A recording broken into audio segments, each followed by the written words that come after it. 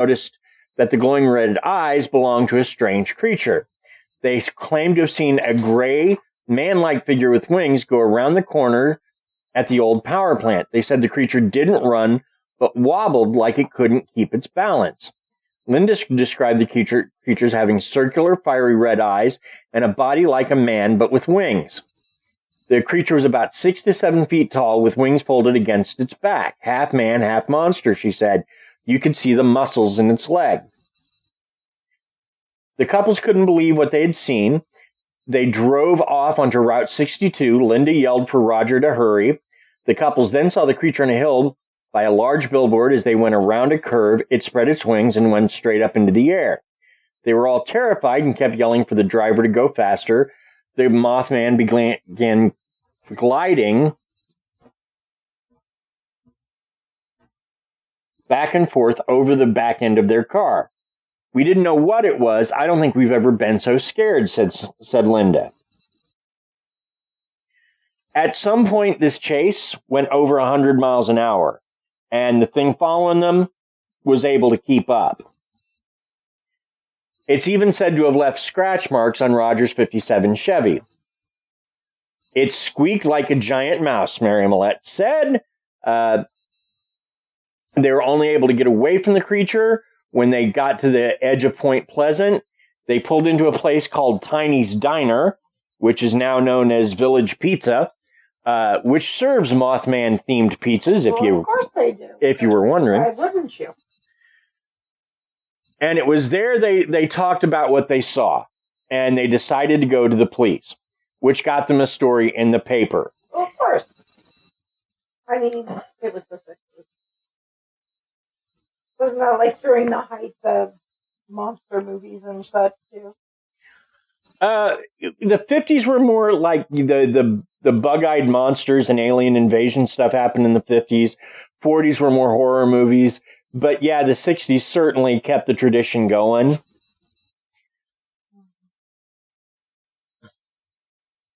But yeah, so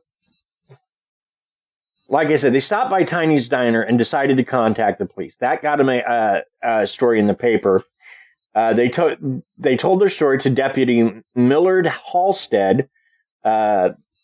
Halstead didn't believe them at first, but he knew that these weren't troublemakers, and he saw that they were genuinely terrified. So he actually went out to investigate their story. They drove, all of them drove back out to the TNT area with the deputy. Millard shined a spotlight around the area, including the tree lines. He said to have heard a strange static disturbances coming from his radio that he couldn't explain, but he found no clear sign of the creature itself. The witnesses were sitting in their car and said that they saw shadows circling nearby and a cloud of dust kick up from an adjacent coal yard. The Millettes were too scared to go back to their house. They stayed at the Scarberry's trailer that night, turned all the lights on, and stayed awake all night from fear. So that's how scared these people were. Now, I have heard people say that, well, they kind of terrified themselves. Clearly, they saw a sandhill crane or something like this. But when they're talking about you can see the muscles in its legs and they describe it looking like a man, I don't think they were exaggerating. So, now, Connie Carpenter, the niece of Mary Hyres, who is a reporter, she saw and she worked at Tiny's Diner. She saw the Mothman near the diner circling overhead on November 27th. On January 11th, Mrs. Mabel Daniel, mother to Linda Scarberry, had her own sighting of the Mothman, which she said circled Tiny's Diner and flew off. Well, maybe the Mothman just wanted a decent cup of coffee and heard things with the place. I'm just, Could be. Maybe he needed some pie. I'm not trying to knock on Mothman. Marcella Bennett reported sighting a creature matching the description of the Mothman near the TNT area on November 16th. And it was around this time that Woody Derenberger first encountered Indrid Cold on the side of a highway in West Virginia. And we'll talk more about that story in a minute. November 18th, Paul Yoder and Benjamin Enoch saw the Mothman at the TNT area. November 20th, he was seen in Branch Hollow, West Virginia, by a couple. He was also seen in Dixie County, West Virginia. 6 teenagers in Campbell's Creek, West Virginia, saw the Mothman. Brenda Jones and 4 others saw, which is a different group of teenagers, saw in the same place, Campbell's Creek, same day. So that's November 20th. November 21st, Richard West saw it. 25th, Tom Urey saw it on Route 62 in Point Pleasant. A grand total of something like 20 people saw it over the next 2 days. I was on Busy Moth. That's what I got to say. Yeah, well, it's a Mothman, but... So let's... in December, dozens of people saw this. Really, I could go on. There's just... Over the next year, there were hundreds of sightings of the Mothman in Point Pleasant and nearby. Hundreds of them. So, on December 15th, 1967,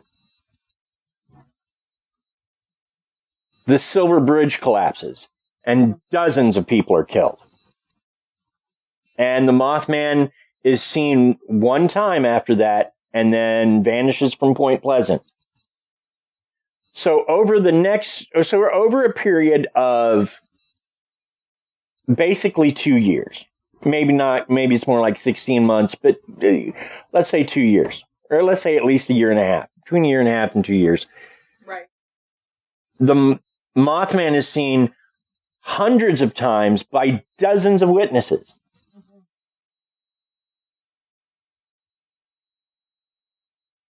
So, and early in there, the following February, is when John Keel shows up. Now, John Keel is a writer. In fact, he's a newsman. And so he initially shows up to talk to people about UFOs because he wants to do a good job with this story. He feels like it's a fluff piece, but he wants to do a good job. So he starts interviewing people. And he has his own UFO encounter, which really gets him involved. And this leads him to Point Pleasant, where he begins to dig into the Mothman. And this is for people who only know Mothman because of the movie. John Keel is the one that is portrayed in this. Am I correct? Yes, that's John Keel is played by Richard Gere. Richard Gere, yeah. So,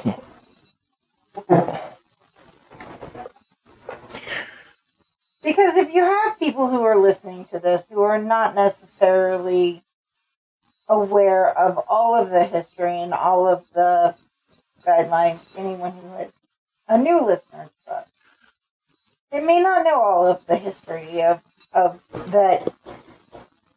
that movie is based on the real things that happened and took place, and that this is the history of that. So right. No, you're fine. You're fine. In fact,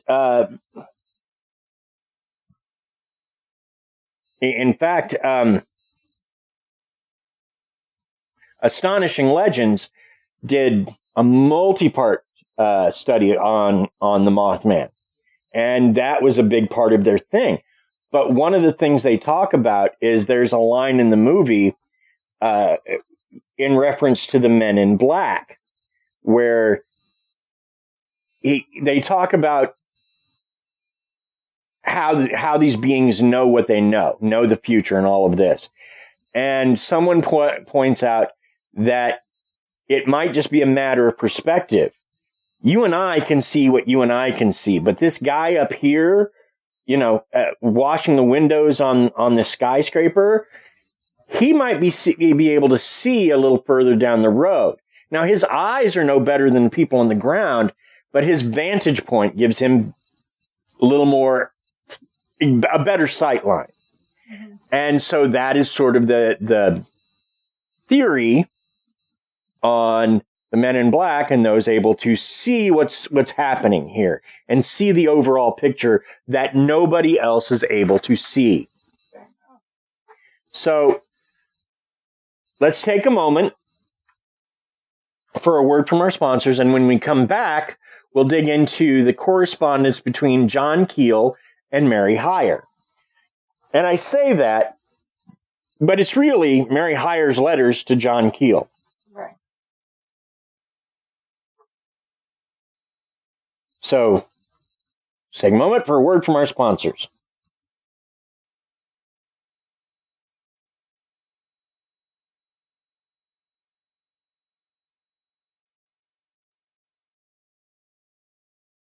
Hon, how do you feel? It's sponsored. Okay. So, I'll put more oomph into it. I feel sponsored. Krysta feels sponsored too. Well, to be fair, before she did that, she put a fair amount of rum into herself. So she may not have a lot of oomph right now, but it's okay. She's still awesome. It was a bad day of work. Bad day of everything, not even just work. Letters. Yes. You were going to. That's that. Well, here's what I'm going to do. Instead of just talking about them, I'm going to read them to you. Oh. First letter, and I have dates on these, but this one is March 5th, 1967. We've been having a lot of UFO stories in this area the past few days. Thought I would send you a clipping that I had today in the paper. I didn't use the names because it seems that people who didn't believe in any of this make fun of those who do. The McDaniels saw it for about 45 minutes along with neighbors on their street, and their area is right back of my house. And in fact, all of that area just south of this, there are plenty of people who have been seeing strange things. I have some pretty reliable people who say that they have been seeing things. It seems a lot of these objects are seen in the old power plants. I wonder if this has any bearing on these objects. Connie had a man attack her as she was leaving her house for school, and he tried to get her in the car and tore her blouse and scratched her. And they found a note in their porch saying, "Remember, girl, I can still get you." Her mother's been worried and wonder if there could be any bearing on the monster deal. I heard a story the kids are putting up aluminum foil in colors and looks like lights in the sky, but I didn't think that it would show that plane in the sky. It sure is raining here tonight, but the weather is real bad, and we have had plenty of snow the past few days. And so it's cold. It's almost time for spring here. I would like to go to Florida for a week or two, but it seems as if I cannot get away, and if I wait much longer, it will be just as pretty weather here. I had a chance to come to New York about 2 weeks ago, but couldn't get away at that time. Those friends were going to New York on business and invited me to go along. I would have enjoyed it since I sat here so much. I'll be working for the Messenger if I make it that long, 25 years, May 9th, and they're supposed to be having a big party for me. I've enjoyed my work and wouldn't trade my experience for anything. I'm not working tonight, had a couple of stories I brought in and sent them for the other girl. I really don't know how to act getting Sunday night off. Hope you're feeling well, not working too hard. Mary Hyres. So that was the first letter she sent to John. And something about these letters that gets to me. That I noticed just right off the bat. There's nothing conspiratorial in them. Mary Hyres gets accused on a regular basis of promoting this like a hoax. And if so, these private letters that she sent to Don Keel, that the only reason we have them is she sent news stories with them that he kept, so he kept the letters they came with. It's the only reason we know what's in them. And there's nothing here to me that suggests she's trying to hoax anybody. Dear John, I wrote your letter last Sunday night, but never did get it mailed as I had your address in another pocketbook and could never think to get it. We have a flood here this week, and that keeps me very busy. But we also have UFOs every night. I sure didn't have to have anyone's word